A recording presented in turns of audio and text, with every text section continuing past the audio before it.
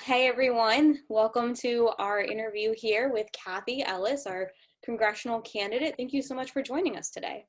Well, thank you for having me. I appreciate it. Thank you. Well, tell us, you are running in the 8th Congressional District, right? Tell me Yep. a bit more about that district. What makes it unique? Well, I think like a lot of rural areas, it certainly has a lot of challenges. It's a district that has been gerrymandered together in some peculiar ways. On the southeastern side of the district, you have soybeans and you have cotton and you have rice. And on the western side of the district, you have cattle and timber. And so those two groups of people have very different needs. And it's a district that is fairly elderly. There are many people that are over 60 in the district, so they obviously have a lot of different needs as well, healthcare needs and access needs. It's a beautiful district. It is a wonderful area for rivers, and the hills are just absolutely gorgeous. But unfortunately, it is a very impoverished district. That's one of the things that has drawn me to want to run for this seat, because I know that the people that are in my district are not being attended to in the way that they should be. And that's not unusual for rural areas. Rural areas have been really very much abandoned and left to be on their own, so much so that under Jason Smith's tenure, we've gone from the 11th poorest district, and we're moving into slot number 10 in the country, which to me is unacceptable. So it's a district with a lot of challenges, and I think that there are also a lot of solutions that need to be looked at to empower people, to allow them to live good lives in their own towns and watch those towns thrive. Yeah, and how long have you been in your district? I'm a sixth generation. Great. So I have seen it through a whole variety of incarnations when all of the congressional seats were, moved around a bit. So yeah, that's another reason. I mean, my family came to Missouri, and they some of them settled in Marys County, and they were in extreme poverty. And I understand how that is, and I see that in the district all the time. And I think that's one of the things that, really needs to be changed, and really need to have a renovation in this district. Yeah, and even though you've been there for your whole life, has there been anything that has surprised you as you've gotten to travel around in your district? Not really. I mean, because I grew up in an area where there were people that had some money, and there were people that didn't have money, and we all went to school together, and we we watched how sometimes kids struggled, and we tried to do what we could to help them out. And so it's still that same kind of a challenge, being a rural area that's pretty isolated in a lot of ways. Yeah, and Yeah. obviously you've been campaigning this year during a pandemic. What has Yes. that been like? What kind of changes have you guys had to make and adjustments as well? Well, we started out with a bang. We were traveling around to different groups, and really planning what our next move was. And at one point, we were doing forums where we would draw in 100 people into very small areas. And the way that we did that was we decided that we wanted to let that particular area determine what the topic would be. So what we asked them to do was to figure out what they wanted to have this forum on, find a panel that could be there, find a place to have it, and then invite everyone to come in and listen to what was going to be going on. Well, hey everyone, welcome to our interview here with Kathy Ellis, our congressional candidate. Thank you so much for joining us today. Well, thank you for having me. I appreciate it. Thank you. Well, tell us, you are running in the 8th Congressional District, right? Tell me Yep. a bit more about that district. What makes it unique? Well, I think like a lot of rural areas, it certainly has a lot of challenges. It's a district that has been gerrymandered together in some peculiar ways. On the southeastern side of the district, you have soybeans, and you have cotton, and you have rice. And on the western side of the district, you have cattle and timber. And so those two groups of people have very different needs. And it's a district that is fairly elderly. There are many people that are over 60 in the district, so they obviously have a lot of different needs as well, healthcare needs and access needs. It's a beautiful district. It is a wonderful area for rivers, and the hills are just absolutely gorgeous. But unfortunately, it is a very impoverished district. That's one of the things that has drawn me to want to run for this seat, because I know that the people that are in my district are not being attended to in the way that they should be. And that's not unusual for rural areas. Rural areas have been really very much abandoned and left to be on their own, so much so that under Jason Smith's tenure, we've gone from the 11th poorest district, and we're moving into slot number 10 in the country, which to me is unacceptable. So it's a district with a lot of challenges, and I think that there are also a lot of solutions that need to be looked at to empower people, to allow them to live good lives in their own towns and watch those towns thrive. Yeah. And how long have you been in your district? I'm a sixth generation. Great. So I have seen it through a whole variety of incarnations when all of the congressional seats were, moved around a bit. So yeah, that's another reason. I mean, my family came to Missouri, and they some of them settled in Marys County, and they were in extreme poverty. And I understand how that is, and I see that in the district all the time. And I think that's one of the things that, really needs to be changed, and really need to have a renovation in this district.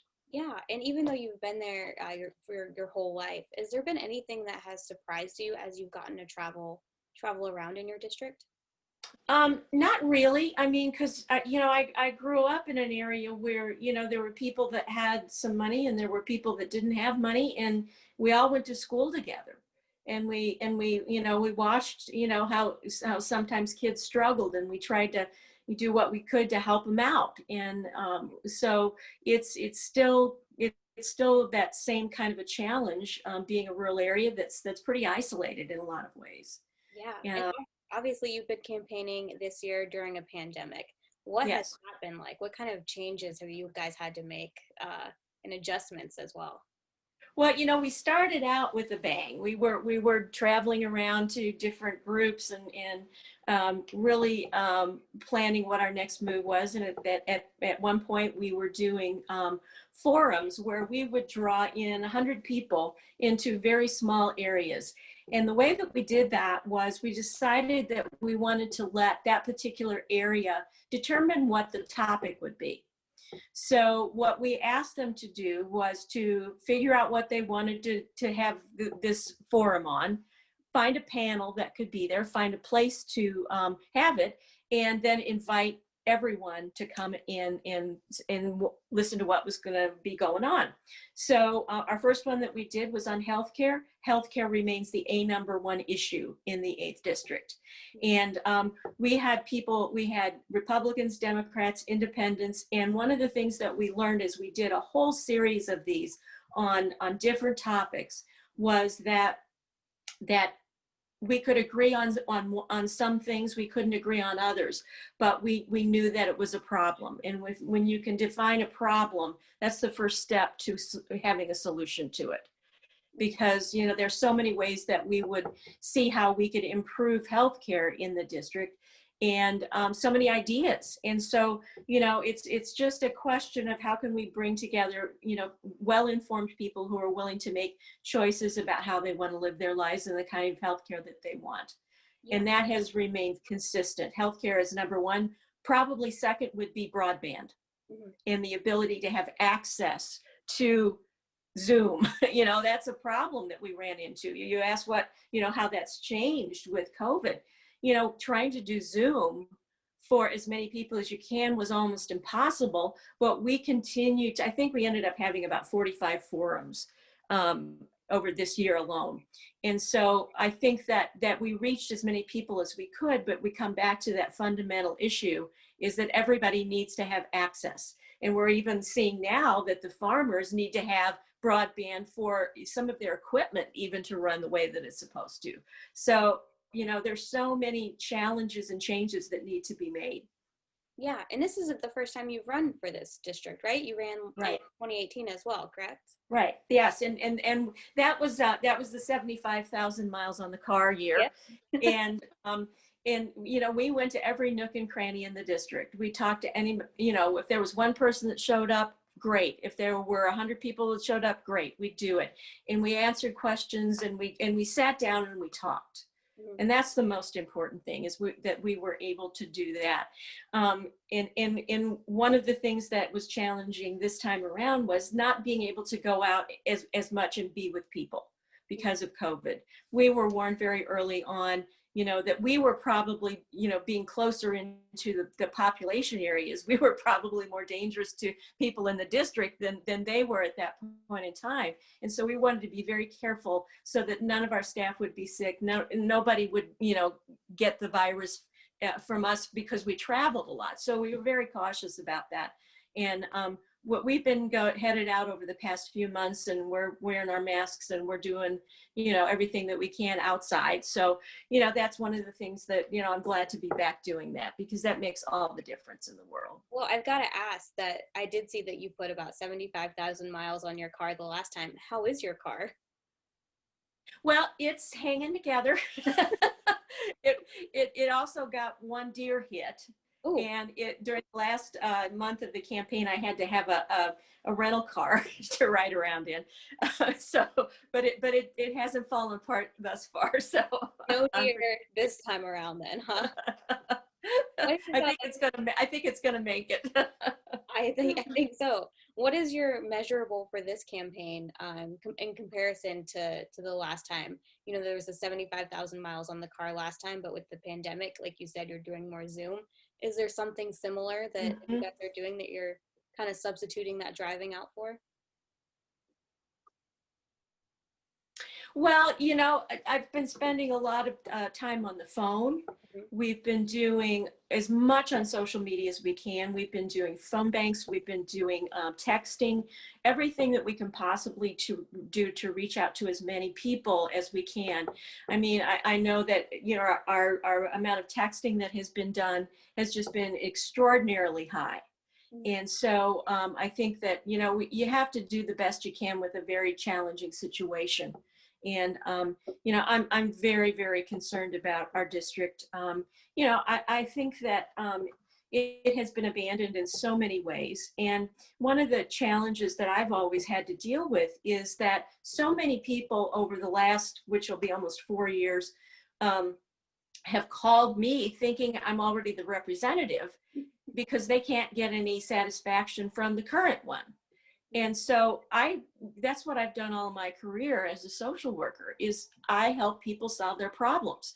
And it's not unusually in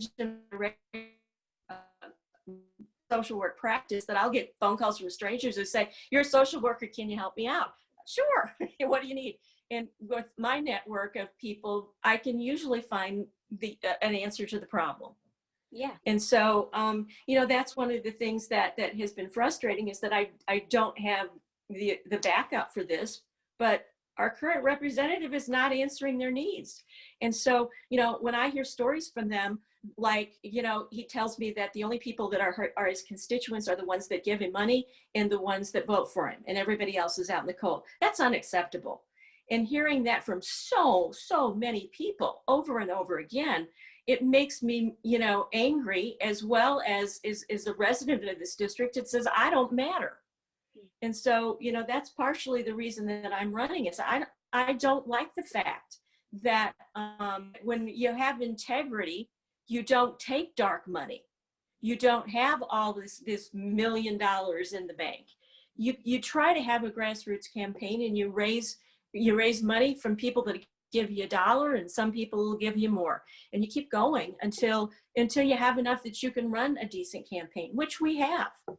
And so that really disturbs me. I'm very frustrated with the way that Citizens United has really opened up the coffers of dark money, and every candidate that wants to take it is taking it. And if you got any integrity, you're not going to do it, but you're still going to be poor, and you probably won't win. But I think that, we can make that change, and I think it's time for it. And what lessons did you kind of take from running in 2018 to help boost your campaign this time around? I know that everyone says 2020 is a year like none other, and so maybe there's nothing we really can take from 2018, but is there anything from that first time running against Congressman Smith that you've taken and kind of utilized here? Well, the first thing is, I was able to organize the district for the first time, the 30 counties, in the first time that we ran. And when we were able to do that, that was with volunteers. I didn't have paid staff. And I really didn't have very many paid people until much toward the end of the campaign. And what I found was that after that, people were so respectful of what I had been able to do. We began to have Planned Parenthood organizing in the district. I mean, people would call me and say, who do I need to talk to here? Mm-hmm. And so, we have NARA, we had Medicare for All, we had Medicaid expansion, we had the first big event for Gay Pride in Cape Girardeau in 2019 that brought in 1,500 people. We opened it up to people who wanted to be engaged in politics and want to change for their district and for their lives. And we gave them I think a really good shot at that. And I'm very proud of that. And I'm very proud of all of the wonderful volunteers who participated in having that opportunity. And so, I think it's changing. What I'm hearing more and more is people are fed up with the way that politics has been run over the past 4 years. They want something different. They want to be told the truth about what's going on. They want to make sure that they have resources so that they can have good quality lives. And I've heard from so many people, their towns are dying. And you can go on the interstate and you can see the bigger small cities, and you can see the bigger towns, and they got the big box stores, they've got all that stuff, but you go 5 miles in either direction, you are in abject poverty, and that is unacceptable. And so I think people are really frustrated with that. They want something more. They want to be able to live in their towns and thrive. They want businesses back. That we want the farmers to be part of that. That's the backbone of small towns, is the farmers, and they're not getting fair deal. I think they're frustrated, they're angry, and they want change. Well, you've mentioned while you've been campaigning that you support I think it's a new deal for farmers. Is that what you've called it? Well, can you expand on that? Yeah, I think it's how I envision this is that it's one of those things that people are, I think they get so used to doing the same old over and over again, expecting different results. And with the farmers, I think they've really been shafted by the tariffs. And unfortunately, we have a very strong, big agribusiness in the 8th district and throughout the district, or throughout the state and in other areas. Mm-hmm. And it's really, it's one of those where we got to make it big. And so much, so too bad if you're a small farmer, you just lose your farm, your family farm, and go out of business. And, we have a really high suicide rate among farmers, and that's not acceptable. I think we need to really look at what we're doing. We want to give them the support that they need in this changing climate. We want to make sure, we've had horrendous rain. They haven't been able to get into the fields. We've had extreme drought, and that hasn't worked either. And so, when you look at it, how many people have struggled and not survived this, and it's just been, their farms have been sold into these big agri situations, it's just, that's another thing that's unacceptable. So we want to give them the resources, the scientific data to deal with this, to help people. We want to give them the monetary resources to keep that farm going, because the town thrives, as does the farms, as do the farms around that area. And so that's one of the things that I think is really important, is really, let's look at the small farmers, because that's what matters. Yeah, and Kathy, I kind of want to talk about you a little bit as well, so our viewers and our readers can get to know you and the work that you've done. You've got a pretty impressive resume. I noticed on your campaign website you mentioned you had a friend who told you that since junior high you knew that you would be running for office. This friend knew that. What about you that you think in junior high school already got you involved in politics? Well, let's go back to first grade, actually, because I know that one of the things that I was always a pretty good student, and I would, when I would be done with my work in the classroom, I would get up. If kids needed a little bit of help, I'd sit down with them and help them. And so I just kind of became that person that everybody went to for a problem. And so it was very an interesting road, because I would never in a million years have thought that I would be in politics. And when you have something as serious as the election of 2016 occur, you have to stand up and stand up for what you believe in. And so one of the things I decided to do was run for the Congressional District. And, that's so far out of my wheelhouse. At least I thought it was. But then I began to realize there's so much about social work and politics that is very similar, because each involves somewhat of a public servant. Right. And when I'm dealing with families or couples or individuals or groups, I will ask them, tell me what keeps you up at night, and what are the issues that you bring to the table, and how can we begin to look at what a solution to that might be.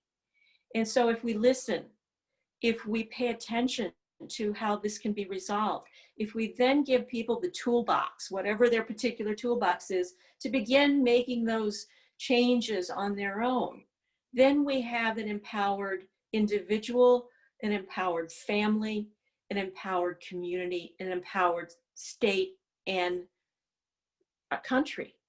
Because without that, without someone that can really help them, this is how we solve this problem, it may not get done. And that's not acceptable. So that's what I've been about all of my life. I've been a trauma and addiction counselor and a social worker for over 40 years. I've loved every minute of it.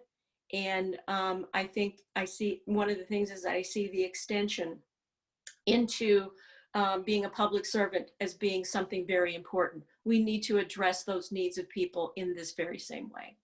Yeah, and tell me a little bit more. I wanted to ask you about your line of work. You've been doing this for quite some time. How has it changed over the years, and how would this prepare you for office? Well, I started out when when I was in high school. I did a mentoring program with people that had been adjudicated by the juvenile court in Jefferson County in Hillsborough.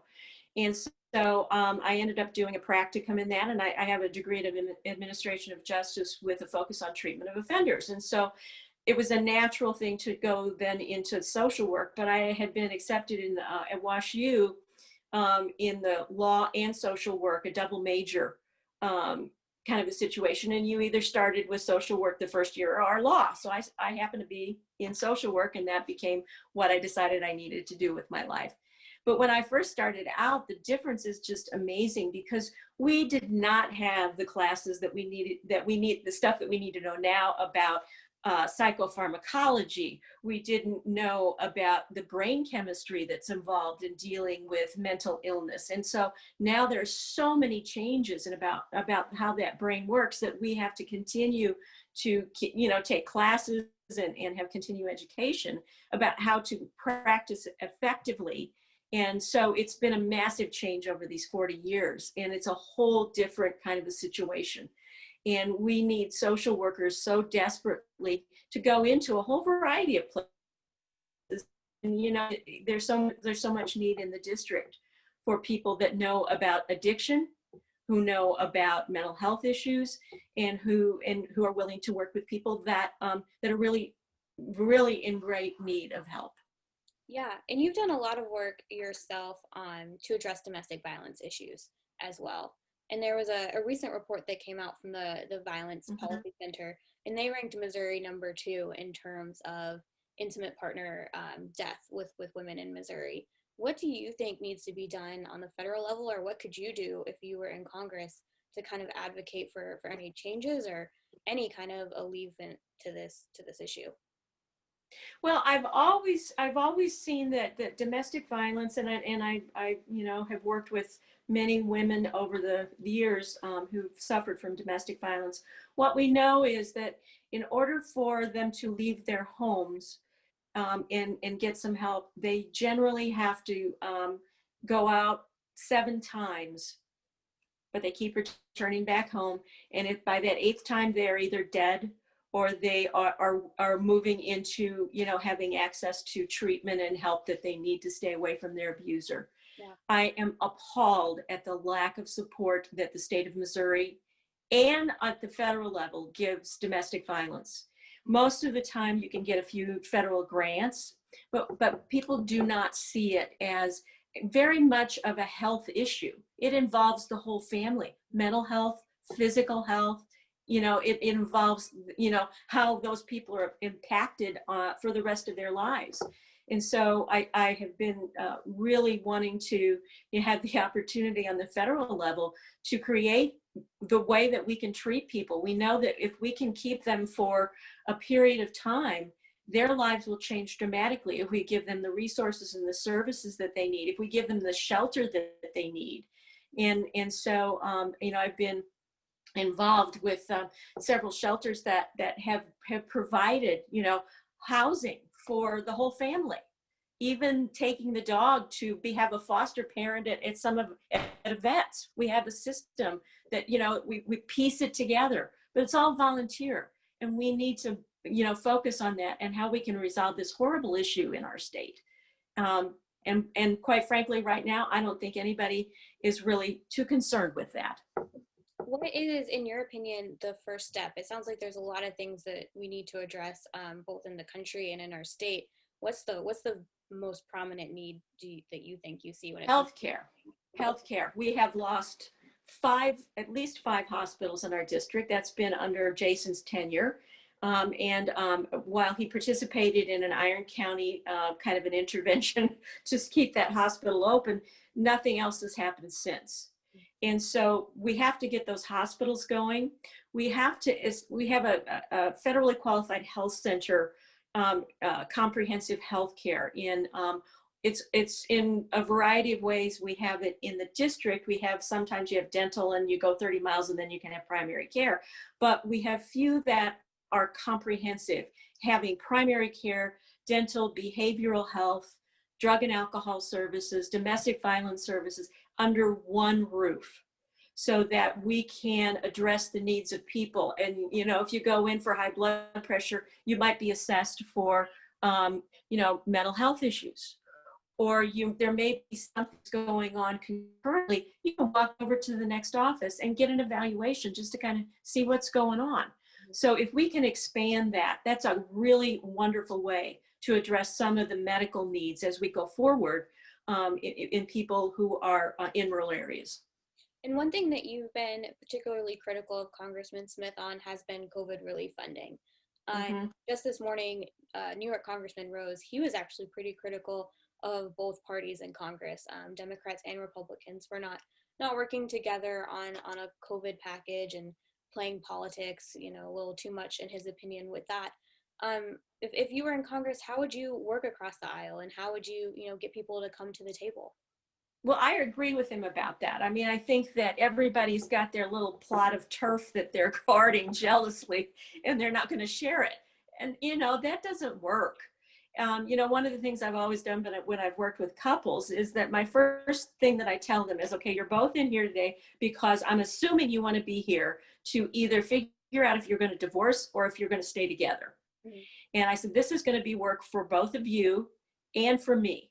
So I want you to commit to that right now. And what I tell them is, you know what, you're not going to get everything you want, but we have to find that area of common ground that we can all agree on is a place to start. And usually that's the kids. How can we co-parent these kids in whatever is happening in our lives? And so that's what I would say. It's like, you're not going to get everything you need. You're not going to get everything you want, politician, but we have to find something so we can move on this, get something started. And as we do that, we can find out that we've got more in common than we have the way we've been operating so far. So, let go of your turf and try to work together. Yeah. And so I have just a couple more questions for you before we wrap up. But the first one is, what is your hope for Missouri? Win or lose this election, in 10, 20, 40 years, what do you hope Missouri looks like? Well, I hope that people will begin to realize how that they've been getting the short end of the stick. We have been told that, trickle down economy is going to help everybody. Well, they've been promising that forever.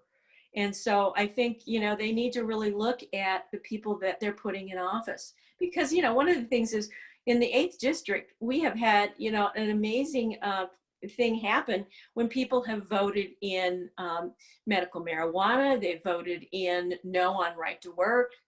All those kinds of initiatives have been passed in the 8th district, but yet they hire people to be their representatives who will take every single one of those out. And so, people need to realize that, there needs to be change. And it's a very important thing, and it's a necessary thing in order to have a thriving district. We know that if we have good health care, if we have a good infrastructure, and if we have school districts where it doesn't matter what your zip code is, they're all equal, that we can bring in people that want to live here and can build a strong economy. And the way things are, that's not happening. And it hasn't happened for a really long time.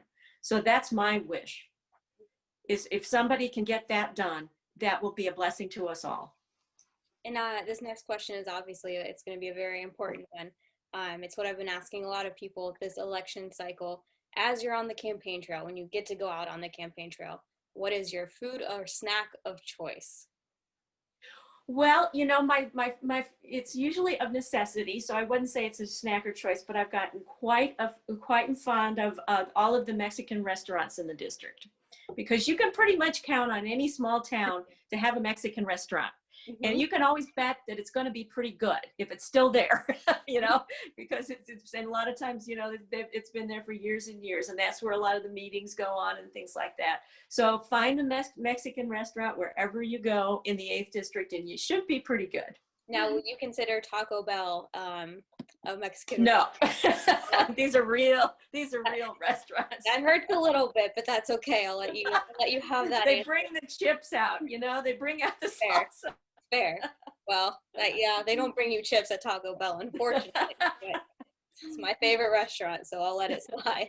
Well, thank you so much for talking with us today. I really appreciate it, and hope you have a good rest of your weekend. Okay, thank you. You too. Thank you.